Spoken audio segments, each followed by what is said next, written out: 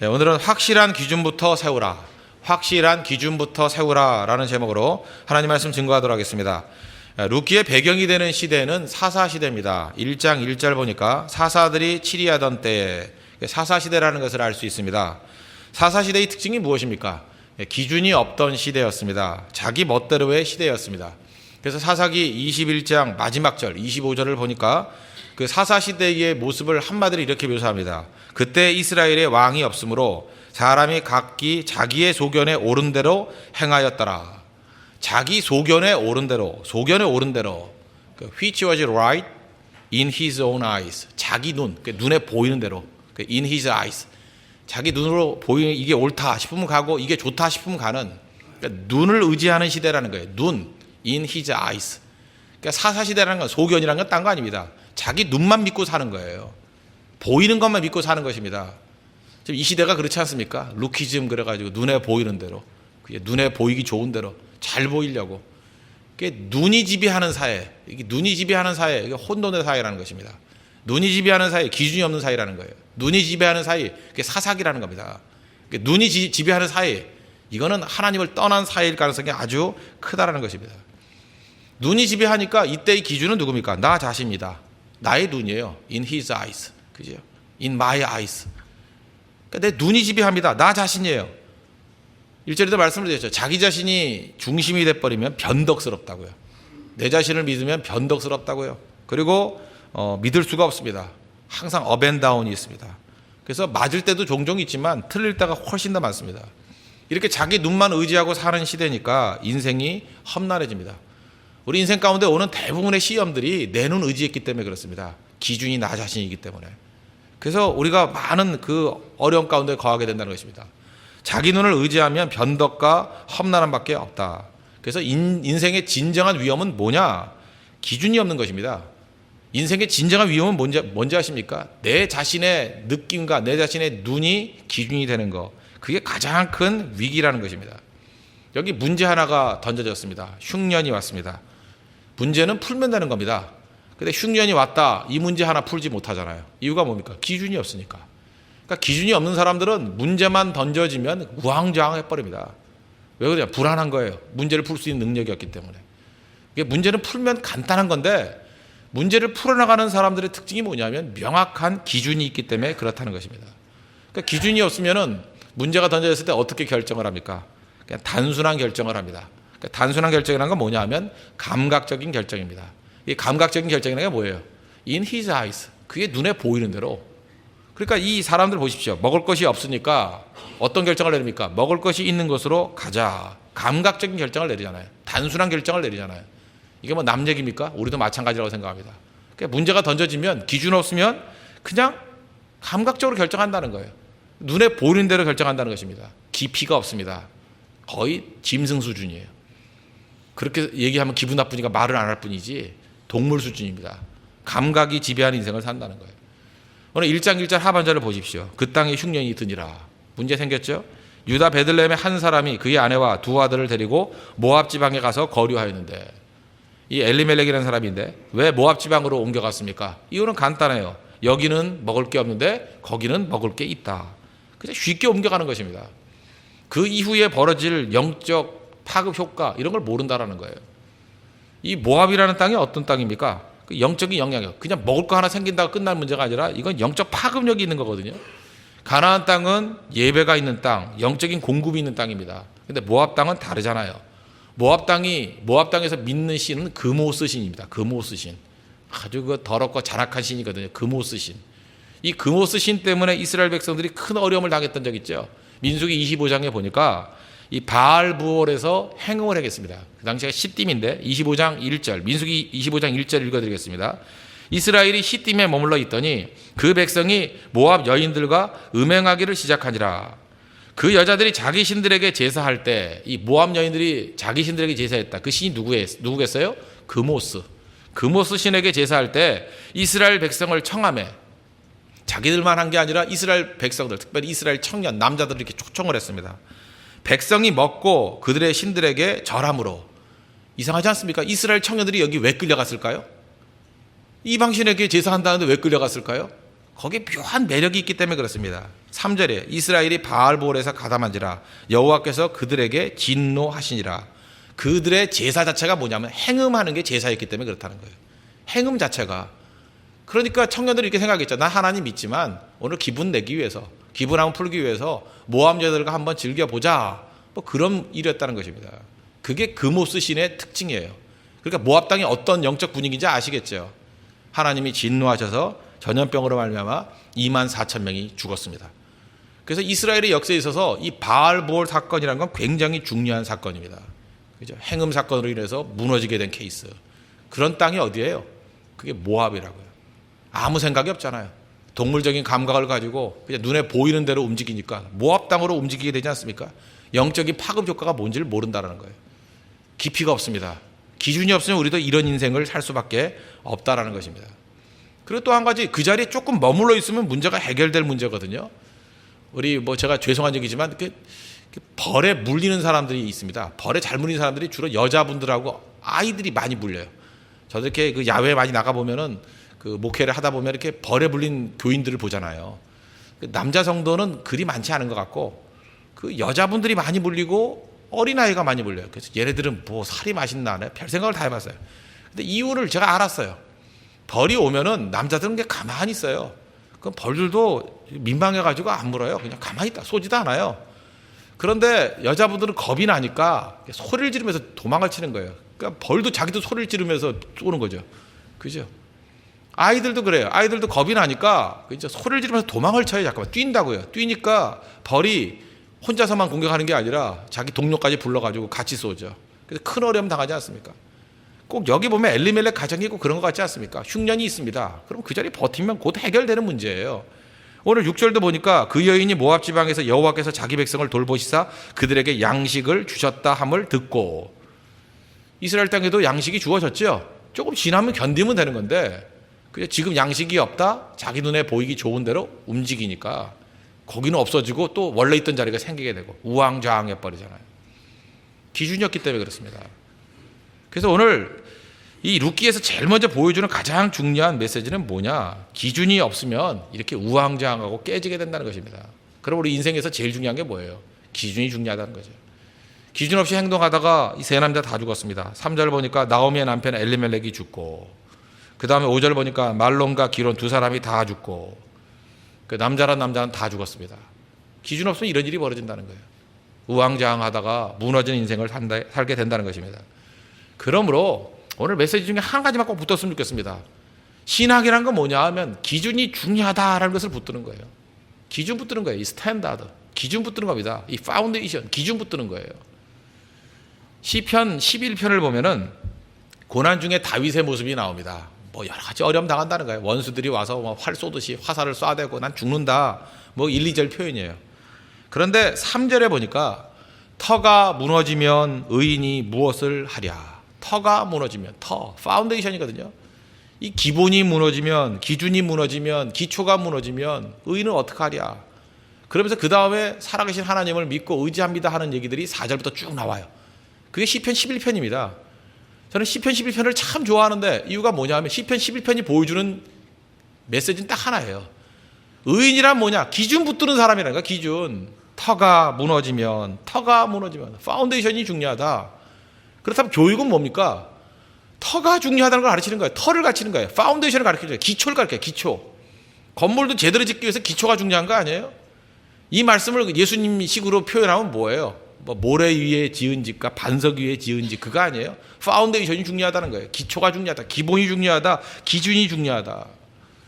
이번에 우리가 그 캄보디아의 우물 사역을 갔다 왔습니다. 가가지고 그 10명의 사람들이 다 느낀 게 있죠. 캄보디아 크루즈 그 크메르 루즈군디 공산 반군들이 인구 800만 가운데 200만을 죽였다 그러지 않습니까? 지식인들은 다 죽였다 그러죠. 특별히 잘못을 죽인 게 아니에요. 안경 낀 사람 다 죽었고요. 예수 믿는 사람 다 죽었고, 살아남은 목사님 2명 남았어요. 2명 다 죽여버렸고요. 나중에는 찾다 안 되니까 이 손바닥이 부드러운 사람까지 잡아다가 다 죽였대잖아요. 그 다음이 문제입니다. 가르칠 수 있는 사람이 없는 거예요. 그래서 캄보디아에 가면 우리가 느끼는 게 뭐냐면 교육이 다 무너져 있고요. 기본이 다 무너져 있고 기준이 무너져 있어요. 뭘 하나 나눠주려고 그래도 줄 서는 법을 몰라요. 기준이 없어요. 기준이. 그래서 거기 있던 제가 아는 그 뭐 제가 가르쳤던 그 집사님도 그런 얘기를 하더라고요. 이 캄보디아는 물질적인 후원도 중요하지만 더 중요한 건 뭐냐 하면은 교육이 중요합니다. 기초 교육이 안 돼 있어요. 기준이 없어요. 기준이. 저는 캄보디아를 바라보면서 그런 생각을 했습니다. 뭐 영적으로도 그렇고 육적으로도 그렇고, 야, 사사기의 모습이 바로 이런 거겠구나. 기준이 다 무너져 버리니까 그냥 자기 눈에 좋은 대로, 그죠? In his eyes, 자기 눈에 좋은 대로. 그러니까 which was right in his eyes, 자기 눈에 좋은 대로 행했대요. 지금 그러고 있어요. 그죠? 극단적인 모습을 볼 수 있다라는 것입니다. 그러므로 우리 신앙교육이라는 게 뭐냐면 기준을 명확히 세우는 거예요. 기준을 명확히 세우는 거. 그럼 기준 중에 하나가 무엇입니까? 제일 출발되는 기준, 예배입니다. 예배. 하나님의 백성은 예배하는 백성이에요. 예배는 예배 드리는 게 아니라 예배는 배워야 되는 것입니다. 우리는 모든 결정의 기준, 예배가 되어야 된다는 거예요. 예배 때문에 움직인 사람들은 다 승리했습니다. 믿음의 조상 아브라함, 왜 움직였죠? 원래 살던 곳 바벨론 있는 그 지역, 이라크 지역, 갈대아 우르였습니다. 근데 하나님께서 내 본토 친척 아비 집을 떠나 내가 내게 지시할 땅으로 가라. 가나안 땅으로 움직이라 그랬습니다. 이유가 무엇입니까? 창세기 12장 7절 보니까 여호와께서 아브라함에게 나타나 이르시되 내가 이 땅을 내 자손에게 주리라 하신지라. 거기서 아브라함은 자기에게 나타나신 여호와께 그가 그곳에서 제단을 쌓고, 비로소 그가 한 일이 무엇입니까? 예배 드렸다는 거예요. 예배자로 하나님께서 부르시고 예배 위에서 이사 갔습니다. 그것도 긴 거리를 이사했습니다. 가나안 땅은 예배의 땅이라는 거예요. 예배 드리기 위해서 갔습니다. 이게 기준이에요. 예배를 모른다 그러면 이게 크리스찬도 아니고, 왜 많은 사람이 방황하는지 아십니까? 예배가 뭔지를 모르기 때문에 흔들리고 있다는 거예요. 출애굽기를 보십시오. 출애굽의 목적이 무엇입니까? 출애굽기 3장 18절, 뭐 여러 군데 반복되는데 거기서 하나님께서 이렇게 말씀하셨어요. 히브리 사람의 하나님 여호와께서 우리에게 임하셨은즉 우리가 우리 하나님 여호와께 제사를 드리려 하오니 사흘 길쯤 광야로 가도록 허락하소서. 그러니까 출애굽의 명분이 뭐예요? 하나님께 제사 드리겠습니다. 하나님께 예배 드리겠습니다. 출애굽의 목적이 예배였습니다. 예배자를 만드는 것. 예배자예요, 예배자. 또 출애굽할 때, 행진할 때의 모습을 보십시오. 세 개 지파씩 동서남북으로, 그죠? 이렇게 네 그룹으로 움직였죠. 근데 그 중앙에 뭐가 있었어요? 하나님의 언약궤. 하나님의 언약궤는 누구나 볼 수 있는 자리에 있었습니다. 무슨 얘기예요? 우리의 중심은 예배라는 거예요. 예배. 하나님의 임재잖아요. 예배가 우리의 중심이다. 그래서 예배가 모든 것의 출발이고 기준이 될 때 하나님께서 은총을 부어주셨다는 것입니다. 그 최근 현대사에 있어서 가장 하나님의 능력과 은혜를 많이 받았다고 하는 사람들을 청교도들 그러지 않습니까? 청교도들이 왜 영국에 살다가 네덜란드로 이사 갔습니까? 예배 때문에. 예배 자유롭게 드리려고. 또 네덜란드에 갔다가도 왜 거기서 또 미국으로 옮겨갔어요? 메이플라워 타고. 거기서는 작품이 안 나오니까. 예배 드릴 환경이 못 돼요. 네덜란드 워낙 자유분방해가지고. 그래서 하나님 앞에서 우리 당대뿐만 아니라 다음 세대까지도 제대로 예배 드릴 수 있는 곳은 이곳이 아니다. 그래서 당시 황무지 같았던 신대를 향해서 나아가잖아요. 기준이 있었습니다. 기준이. 다 뭐예요? 예배죠. 기준 있는 백성은 넘어지지 않는다는 것입니다. 그래서 여러분들 지금도 뭐 딴 거 아닙니다. 나는 생명 걸고 예배자 되겠습니다. 그거 하나 붙들면 언제나 승리할 수 있다는 것입니다. 그래서 우리 한국교회가 부흥했던 이유 중에 하나가 뭐냐면 주일 성수, 예배가 기준이다 그 뜻 아니에요. 이걸 좀 과도할 정도로 강조했습니다. 과도하다는 건 뭐냐면 좀 무리스러울 정도로. 전 나쁘지 않다고 생각합니다. 뭐 좋은 거 좀 무리하면 어때요? 뭐 나쁜 것도 무리하면서 많이 하면서, 그죠? 여러분들 뭐 게임 같은 거 무리하면서 많이 하잖아요. 게임은 얼마 정도 해야 돼요? 1시간 넘으면 안 되죠? 무리하게 하잖아요. 여러분들 뭐 10시간도 하잖아요. 명절 때 이제 곧 오지만 뭐 화투 치고 하는 거 그거 한두 시간 놀면 되는데 무리하게 하죠. 밤새죠? 뭐 그 나쁜 것들은 무리하게 잘 하면서 왜 예배는 무리하게 하면 뭐 큰 뭐 잘못 저지르냐? 근데 지난주에 굉장히 이상한 어떤 그 자매를 한번 봤어요. 대학생인데, 아, 목사님, 오늘 내가 이상한 일을 했어요. 예배를 3번 드렸대. 자기 평생에 예배 3번 드린 적이 한 번도 없었대요. 근데 지난주에 처음 예배 3번 드렸대요. 3번 드렸다고. 그래서 굉장히 막 불안해 하더라고요. 못할 짓 한 것 같이. 그죠? 제가 그 자매한테 그런 얘기를 했어요. 너 딴 거 이렇게 무리하게 해본 적 없냐고. 이렇게 몇 가지 예를 들어봤더니 다 있었다고. 근데 예배는 좀 무리하게 드리면 안 되냐고. 그건 무리도 아니라고, 그건. 더한 무리 있다고. 어떤 사람은 5번 드린 사람도 있다고. 그죠? 특송한 사람은 5번 드렸다고. 내가 그 얘기 했거든요. 그죠? 네. 무리해도 되는 겁니다. 좋은 건 무리해도 되는 거예요. 제가 볼 때 이 주일 성수에 대해서 좀 과도하게 강조한 거에 대해서 저는 이게 나쁜 거 아니라고 생각합니다. 이거 은혜가 있죠. 참 이상하지 않습니까? 지난 주일 저녁에 여러분들 은혜를 느꼈습니까? 그 하나님의 임재가 있었고 뜨거움이 있었고 많은 변화가 있었습니다. 그런데 한 6시 반에서 7시 사이에 이렇게 교회에 들어오는데 제가 아주 잘 아는 사람이에요. 잘 아는 3명이 집에 가더라고요. 첫 번째 사람은 정말 교회에 충성하는 사람인데 감기 걸렸다고 집에 가고요. 또 두 번째 사람은 정말 교회에 충성하는 사람인데 오랫동안 어머니를 못 만나서 어머니 만나러 간다고 가고요. 또 한 사람은 정말로 이 사람 뭐 그렇게 그리 믿음은 좋지 않은 것 같은데 미술 공모전, 그죠? 이렇게 미술대학 다니는데 미술 공모전에 당선이 돼가지고 마무리하기 위해서 간대요. 근데 그 세 사람을 보면서 이런 생각을 했어요. 야, 내가 없을 때 부흥이 일어나면 어떡하려고 저렇게 가나. 내가 없을 때 부흥이 임하고 내가 없을 때 은혜가 임하면 어떡하려고 저렇게 가나. 그런 느낌이 이상해요. 이상한 게 오늘 뭔가 은혜가 임할 것 같아. 쟤네 가는 걸 보니까. 하나님이 저걸 가는 걸 보여주거든요, 저한테. 오늘 뭔가 있을 것 같다. 근데 뭐 아니나 다를까 진짜 은혜가 임하고 뜨거움이 임하고. 그죠? 그렇더라고요. 반면에 거의 뭐 예배 잘 나오지도 않던 어떤 자매예요. 그죠? 뭐 무슨 딴 일 좀 바쁜 일 한다고 예배도 잘 못 나오는 자매예요. 근데 어쩌다가 그날 2번이나 예배 드리다. 그 오전 예배도 드리고 저녁 예배도 드리고 저한테 문자 메시지가 왔습니다. 목사님, 어제 말씀 중에서 좌절에 머물러 있지 않는다는 것에 너무 공감이 되는 말씀이었고 멋진 말씀입니다. 그러고 난 다음에 저녁 예배 때 너무 큰 은혜를 받았습니다. 힘이 솟아요. 이런 걸 은혜요 부흥이라 그러는가 보죠? 그러더라고요. 내가 볼 때 진짜 불공평해. 보통 때 정말 잘 나오던 사람 간결했다가 집에 가버리고 엄마 만난다고 집에 가버리고 공모전에 당선돼가지고 하나님의 은혜로 당선돼가지고 마무리된다고 가버리고 이 사람은 뭐 2달 만에 처음 나온 사람인데 오자마자 은혜 받고 이게 뭔가. 제가 지금 전자의 사람이 버림받았다 그 얘기 아닌 거 아시죠? 안타깝다는 얘기. 굳이 얘기한다 그러면요, 그 사람들 충성스러운 사람이지만 지금 앞에 예를 들었던 그 사람들의 특징들이 있어요. 제 목사로서의 느끼는 감, 기준이 흔들리는 사람들이에요. 기준이 있는 사람 아니에요. 기준이 흔들리지 않는 사람은요, 감기증 걸렸다고 집에 안 가요. 기준이 흔들리지 않는 사람은요, 어머니 다음 주에 뵈면 되지 뭐, 안 그래요? 그죠? 그런 마음 먹고 있는다고요. 기준이 흔들리지 않는 사람은요, 하나님이 은혜 주셔서 공모전에 당선됐으면 마무리 그 다음날 해요. 그날 안 하고. 그러니까 뭔가 2% 부족한 거예요. 그게 부족한 게 뭘까 생각해 보니까 기준이 없는 거예요. 기준이. 그러니까 뜨거우면 했다가 뭐 식어지면 안 하고 이랬다 저랬다 하는 모습이 있다는 것입니다. 그만큼 기준이 중요한 거죠.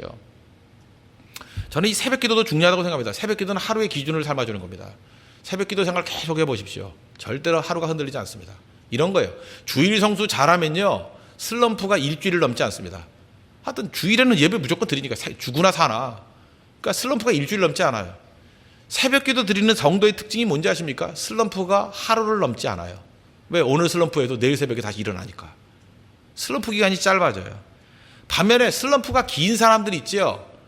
특징이 있습니다. 밤낮 그 눈물 자국이 있고 밤낮 눈 퉁퉁 부어 있고 하여튼 그 죽을 싹을 하고 다니면서 예수 믿는 사람들이 있죠. 밤낮 목사한테 와가지고 뭐 좋은 소리는 안 하고 밤낮 뭐 시험 들었다 기도해달라 뭐 징징대는 성도들 있잖아요. 징징대는 이 징징이들. 이 징징이들의 특징이 뭐냐 하면은 정말 지긋지긋해요. 지긋지긋할 정도로 자기중심적이에요. 그냥 자기 필링만 믿어요. 자기 필링만. 자기 중심이에요. 자기 중심. 그러니까 뜨거울 때는 뭐 간을 빼줄 듯 하다가 또 그게 아니면은 그냥 떠나가가지고 슬럼프에 빠졌다 그러고 밤낮 업앤다운 변덕이 죽을 듯 하고.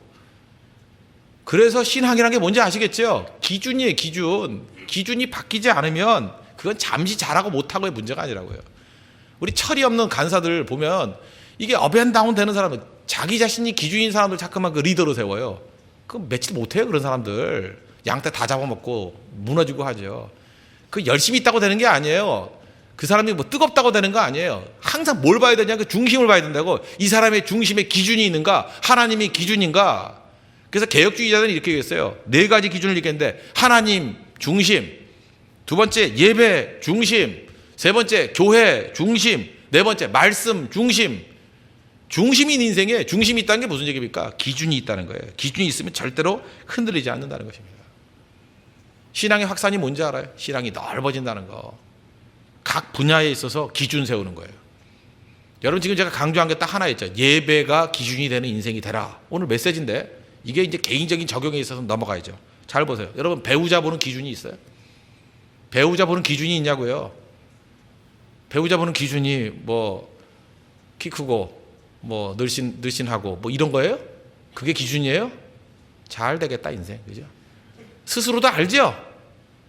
명확한 기준이 있냐고요? 이 기준이 예수님이 보시고 예수님과 같이 상의해서 세운 기준인가? 예수님이 보셔도 이걸 기뻐할 기준인가? 무슨 얘기인지 알겠죠? 기준 없으면 업앤다운이에요. 이제 계속해서 만났다 헤어졌다 끊임없이 벌어질 거예요. 가을에 머리 자르고 또 기르고 계속 반복될 거예요. 돈 쓰는 기준이 있습니까? 돈 쓰는 기준이 없으니까 돈이 생겨도 한심하게 사는 거예요. 돈이 생겨도. 그리고 밤낮 그 헛되게 돈 다 날리고 난 다음에 뭐 있을 때 헌금할 거 이따위 소리는 하고. 돈 쓰는 기준이 있어요? 돈을 줘봐도 한심하게 쓰는 사람이 있어요. 한심하게 그냥 쓸데없는 낭비해버리고. 돈이 어떻게 돈 주면 가치가 나와야 될 거 아니에요. 그러니까 하나님이 돈을 맡길 수가 없는 사람이에요. 하나님이 안심하고 돈을 맡길 수 있는 사람, 그런 사람이 되기 위해서는 기준이 있어야 돼요. 돈 쓰는 기준. 이거 배워야 된다고. 주일 저녁에 주로 이런 기준 같은 거 많이 가르치잖아요. 실생활에 가는 거. 기준 세워주라, 기준. 시간 보내는 기준이 있습니까? 여러분 한 2시간쯤 남았어요. 뭐 할 거예요? 시간 쓰는 기준이 있어야 돼요. 여러분 집을 얻는 기준이 있어요? 집 얻는 기준이 뭐예요? 학부모 눈밖에 없죠. 어떻게 하면 애 좋은 대학 보낼까? 그런 기준이에요?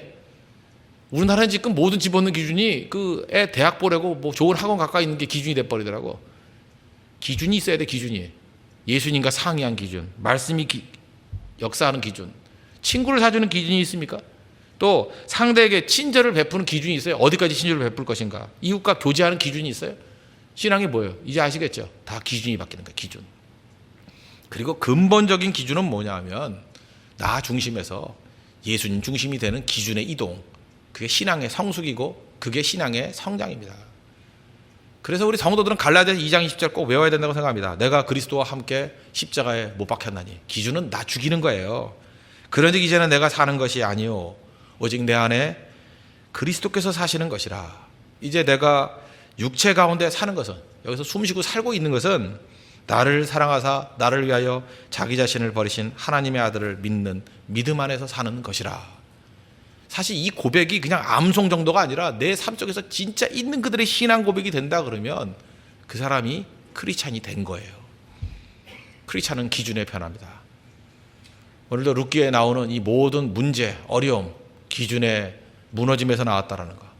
우리의 스탠다드가 예수님 되시고 우리의 파운데이션이 예수님 될 수 있는, 기준이 예수님 되는 축복이 임하기를 바랍니다.